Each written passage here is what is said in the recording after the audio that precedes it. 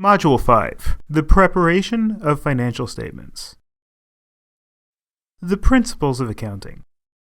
Accounting has been called the language of business, and an understanding of accounting principles is necessary to decipher financial statements. Historically, the Financial Accounting Standards Board, abbreviated FASB and pronounced FASB, has been the private sector organization responsible for promulgating the rules of accounting. The Securities and Exchange Commission is a federal agency that has jurisdiction over publicly traded companies. While the SEC has mandated certain reporting requirements for those companies, the agency has traditionally deferred its authority to the FASB with regard to establishing the rules of accounting. In 2002, Congress passed the Sarbanes-Oxley Act, abbreviated SOX and pronounced SOX. SOX was passed in the aftermath of several financial scandals that caused the collapse of several large firms, including accounting firms that had prepared their clients' misleading financial statements. The economic dislocation caused by the failure of firms like Enron and WorldCom caused an average loss per American household of $60,000. Consequently, SOX requires that key members of management personally attest to the accuracy of a company's financial statements and that it attaches criminal penalties for noncompliance. SOX further delegated to the SEC the selection of a private organization to set accounting standards, and the SEC exercised its mandate by choosing FASB. FASB was formed in 1973, and through its pronouncements it has established the Generally Accepted Accounting Principles, abbreviated GAAP and pronounced as GAAP. GAAP indicates how and when something has to be recorded in financial statements. Still, the rules don't provide unequivocal guidance in all situations. Sometimes accountants will encounter a choice between different rules, such as whether to record an expenditure as an expense or a cost. Sometimes there is no applicable GAAP provision. Yet these decisions can make profound differences when portraying the financial health of a business in financial statements. FASB relies on several foundational assumptions for the establishment of GAAP. First, a business is assumed to exist as a going concern in perpetuity, without any foreseeable termination date. Further, the owners of the business are considered to exist separately and independently of the business, so the wealth of business owners is irrelevant to determining the health of a business on paper. Another principle is that the business's operations can be divided into discrete time periods for the purpose of financial analysis. All reportable transactions in financial statements are to be observable and denominated in measurable monetary units. Revenue is assumed to be earned when the activities that generate that revenue are completed or nearly completed. There are further assumptions underlying GAAP.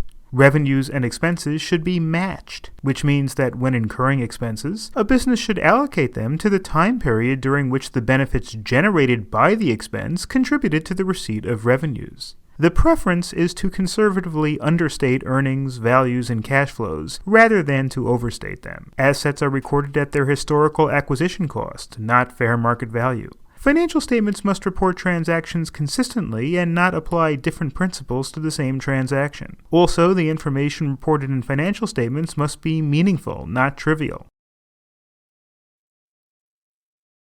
The Principles of Auditing. An audit is an external and independent review of a business's accounting practices and internal controls. The Auditing Standards Board of the American Institute of Certified Public Accountants, or AICPA, developed a set of standards for conducting audits called the Generally Accepted Auditing Standards, or GAAP, pronounced GAS.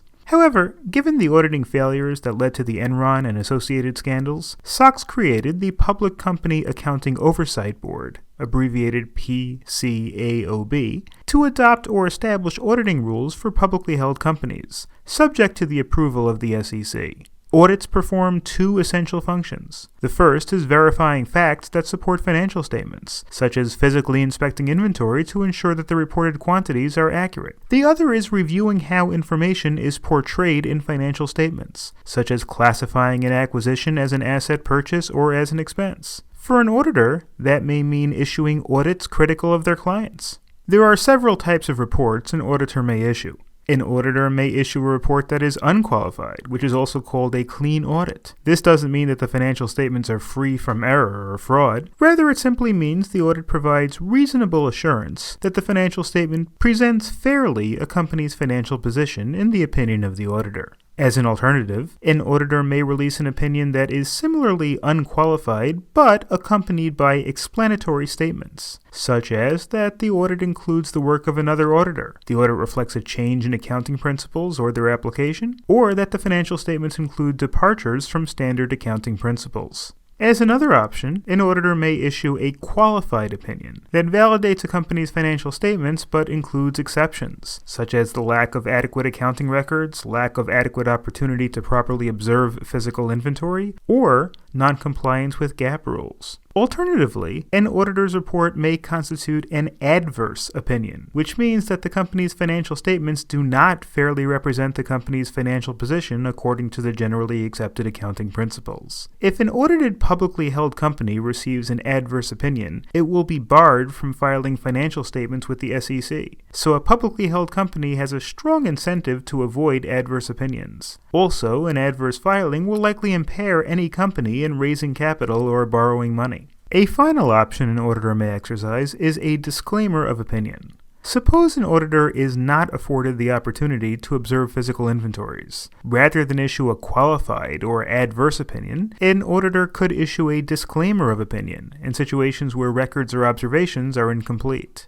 Prior to Sarbanes-Oxley, companies were allowed to hire auditors as consultants, and the auditors consequently had a strong interest in positive audits. Auditors that do not maintain proper independence and detached judgment can compromise the integrity of their work by overstating revenue, underreporting expenses, and making other misrepresentations. SOX now requires publicly held firms to retain auditors that are fully independent of the firms that they audit. As an alternative to an audit, an accounting firm may perform what is called a review of the company's financial statements, which gives the limited assurance that no modification of the company's financial statements is necessary to achieve compliance with the generally accepted accounting principles rules. Another alternative to an audit is what is called a compilation, which is a preparation of financial statements according to GAAP that an accountant provides without an accompanying opinion. Note that there are important differences in the roles of lawyers and auditors. An auditor must exercise independent judgment and fidelity to the public interest, while a lawyer has a duty to protect the client and maintain the client's confidences.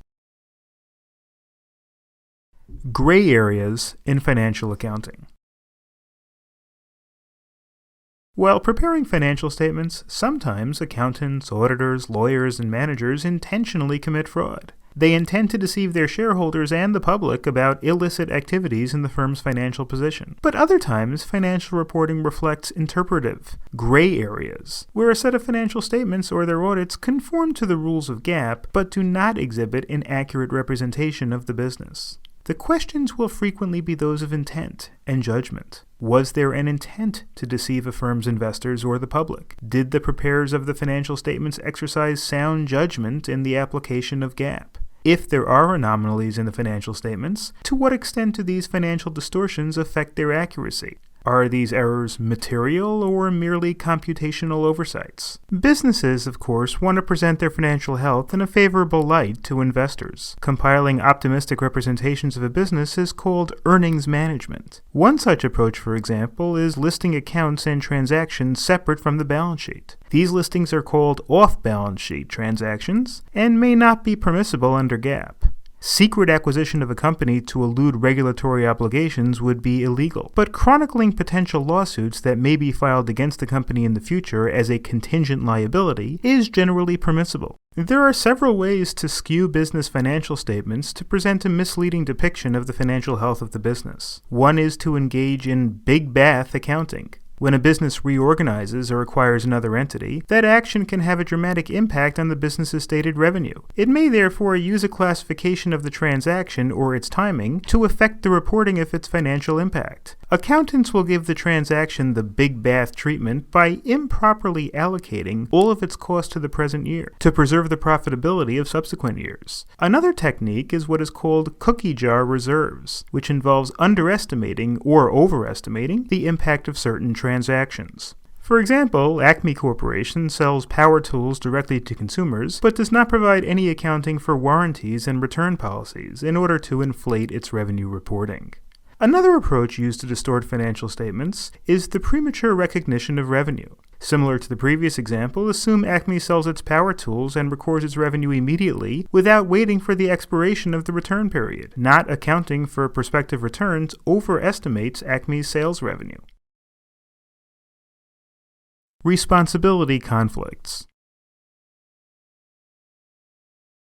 There are some areas of tension that arise in the course of accounting and auditing by legal professionals. In the audit process, the obligation of legal professionals to observe the attorney-client privilege and maintain the confidentiality of their work product may clash with the auditor's requirement of public disclosure. Tension may also arise when an attorney must provide a statement on the likelihood of possible litigation as a contingent liability that the auditor must address. A chance of litigation that is only slight need not be disclosed, but reasonably possible litigation must be provided in the footnotes of the company's financial statements. An estimated liability in the company's accounts is made for litigation that is likely. For example, Acme Corporation markets electric cars with known battery failure issues. Acme's counsel doesn't want to provide information about possible litigation to Acme's auditors because it may reveal trade secrets, sensitive marketing data, and confidential communications. Acme's auditors claim that this is a significant issue of liability that must be listed under its disclosure obligations. Without commenting on the merits of any pending litigation, Acme's lawyers merely indicate the presence of possible litigation in the footnotes of Acme's financial statements. Another critical issue of possible tension that is affected by GAAP is the distribution of earnings to shareholders by corporations. If the corporate directors declare excessive dividends, a firm's existence may be imperiled. Such declarations may be innocent misrepresentations of a company's financial position or may be a malicious attempt to raid the company's coffers. In measuring the financial integrity of a company's dividend payments, two approaches have evolved, though minimum standards are found in state statutes that govern corporations. One approach is to rely on the balance sheet to determine if dividend payouts exceed the value of capital in excess of a corporation's stock computed at par value, which is the stated value of a share of stock. This excess is called a surplus.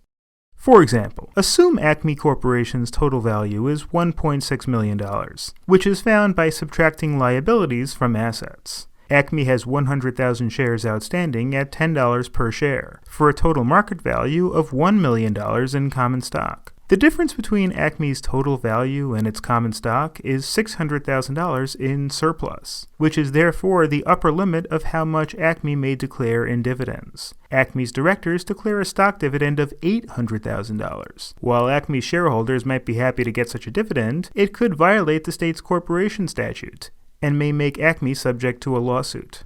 The second way to determine the extent to which a business may declare dividends is the insolvency approach. This involves determining whether a business can pay its obligations as they become due, called the equity insolvency test. Another way of measuring solvency is to ensure the business's assets are at least equal to its liabilities after the surplus distribution. This is called the balance sheet equity test. A business may need to satisfy both tests under state rules. Excess payouts that violate these tests would be unlawful.